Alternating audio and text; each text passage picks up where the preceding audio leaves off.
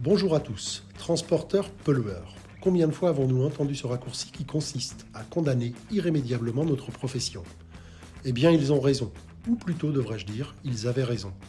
Car les temps ont bien changé et nous avons travaillé très sérieusement sur notre impact environnemental. Il faut considérer différents types de pollution et l'ensemble de ces sources sont à la fois différentes, mais par certains côtés concomitantes. Prenons tout d'abord la mobilité, donc par essence tout ce qui bouge. Depuis des années, par conviction, mais aussi, il faut l'avouer, sous contrainte, nous avons diminué les particules de plus de 90% de nos volumes d'émanation en utilisant des moteurs Euro 6 en comparaison avec les normes Euro précédentes. Les émanations CO2 ont été divisées par 15 entre l'Euro 3 et l'Euro 6. Encore plus parlant, toutes les études concluent de la même façon leurs analyses. Les voitures à moteur diesel sont jusqu'à 10 fois plus polluantes que les camions ou les bus utilisant le même carburant fossile. Ce sera encore pire si on comparait les voitures et les poids lourds en fonction de la masse transportée. Qu'il s'agisse de fret, nous aurions pu nous contenter de cette comparaison plutôt flatteuse. Et pourtant, les constructeurs de véhicules industriels continuent inlassablement de trouver d'autres solutions. Car polluer moins, c'est polluer trop. Il existe aujourd'hui 3 types d'énergie en développement. Le biocarburant, qui poussé à l'extrême pourrait être utopique dans la mesure où il faudrait des quantités énormes de culture pour ne rouler qu'avec cette énergie, au détriment de la nourriture. La solution viendrait peut-être des algues, mais les super-usines de production de ce végétal marin n'existent pas encore. L'électrique.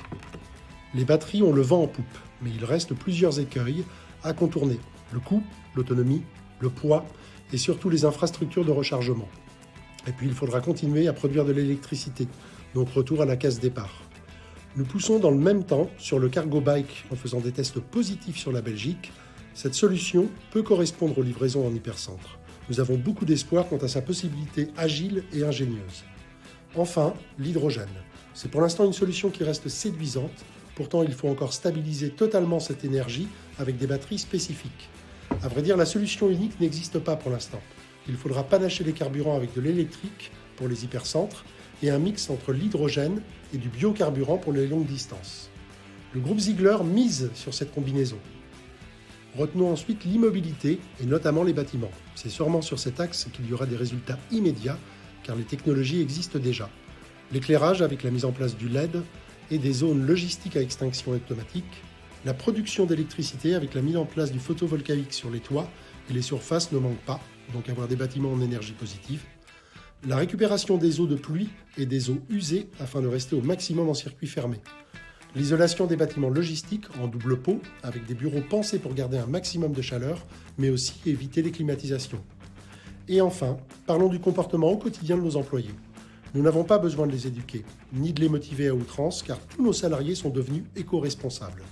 Ils considèrent que l'économie d'énergie est l'affaire de tous, et non uniquement de l'entreprise, que ce soit nos conducteurs, nos manutentionnaires ou le personnel de bureau, tous ont décidé d'agir. Les 3 plans sont systémiques. Nous ne pouvons donc faire l'impasse sur aucun des axes. C'est ce que nous engageons à faire sur la majorité de nos sites avec l'ensemble de nos équipes. Ziegler, now, even greener.